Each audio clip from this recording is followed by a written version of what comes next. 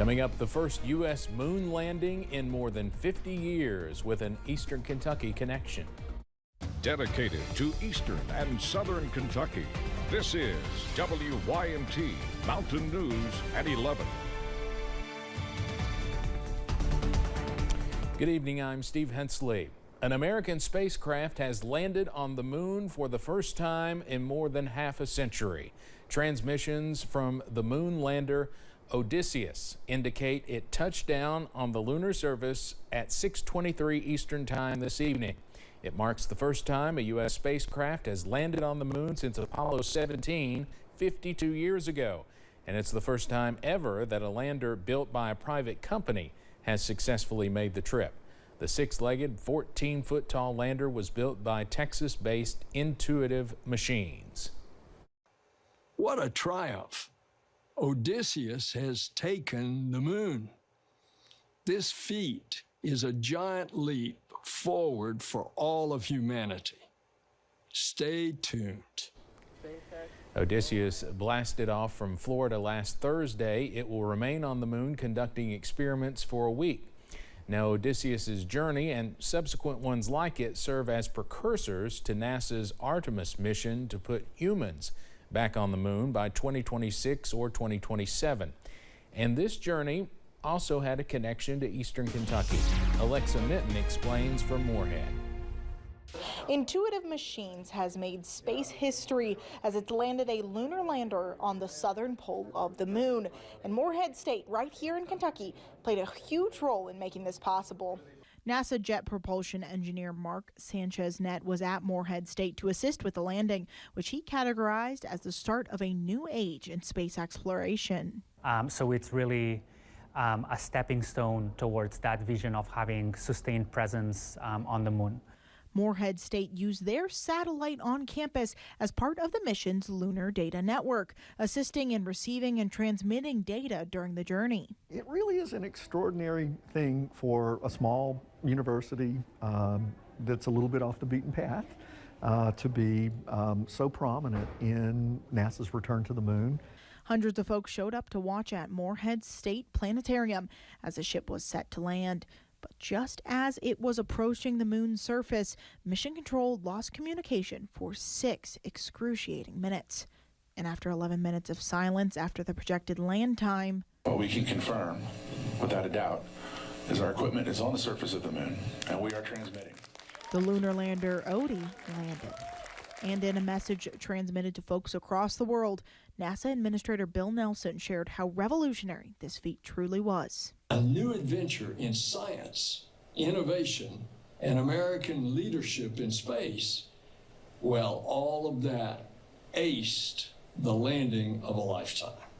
And right here in the Bluegrass, the team of scientists that had been working so hard to make this happen summed up how they were feeling in a simple message.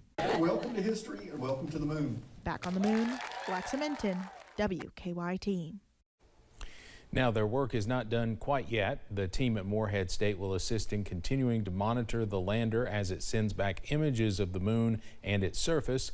We are hoping to see an eventual video of its landing as soon as it's transmitted back to Mission Control.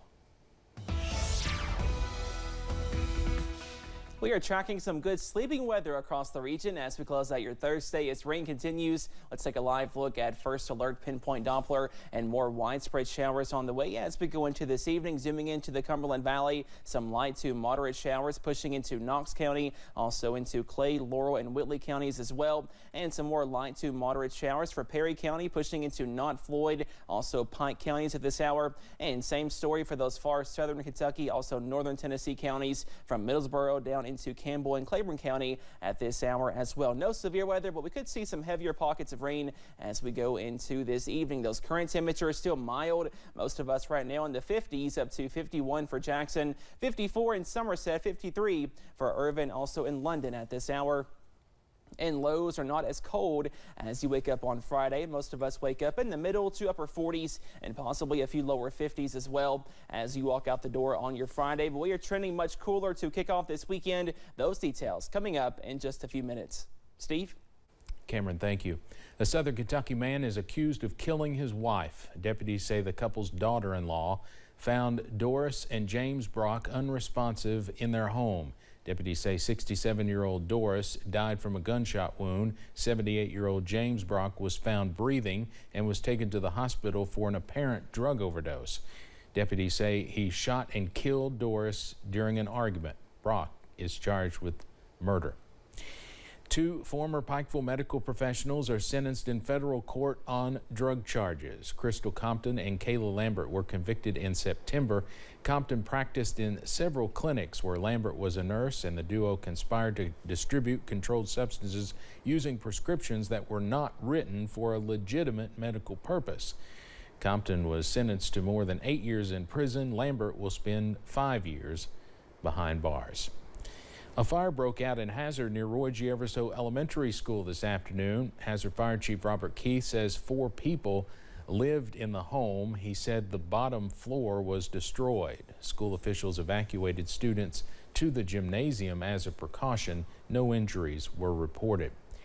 AT&T says its customers have their wireless service back after an outage knocked out cell phone service across the United States. Late this evening, the company announced the cause of the disruption was a technical error. CBS's Bradley Blackburn has more. This is what happened when tens of thousands of AT&T customers tried to make a phone call Thursday. I see an SOS. Now I can't even use my GPS, my music, call my wife, tell her where I'm going to be. Users reported widespread problems from Chicago to Dallas, Boston to Los Angeles. For many, it was an annoyance or inconvenience, but AT&T also operates FirstNet, a communication network used by first responders like police officers. So our in-car computers are being affected by the AT&T outage.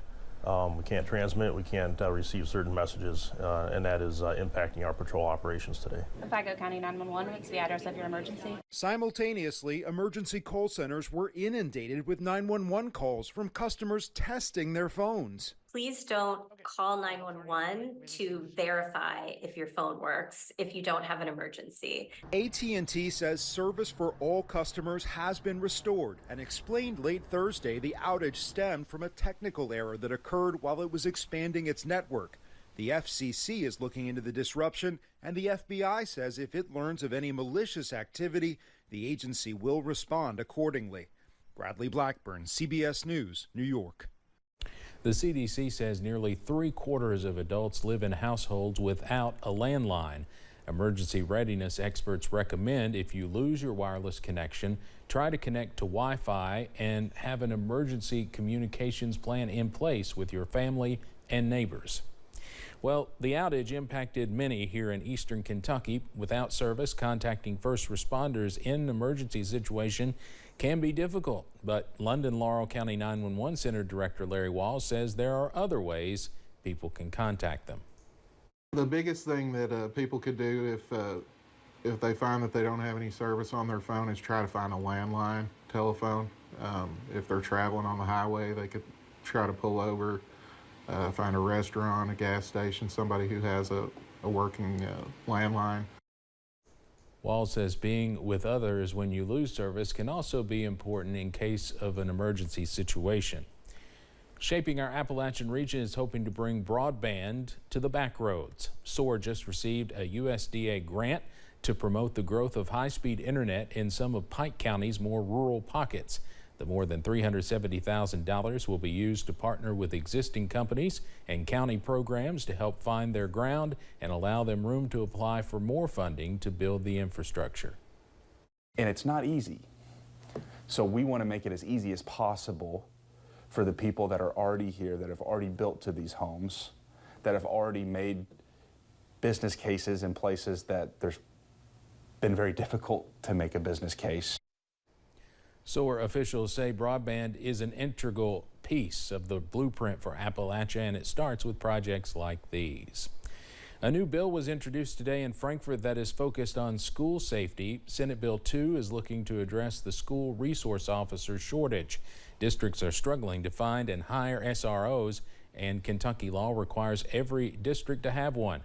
Senator Max Wise says the bill will create a program to bring in more help to increase school safety.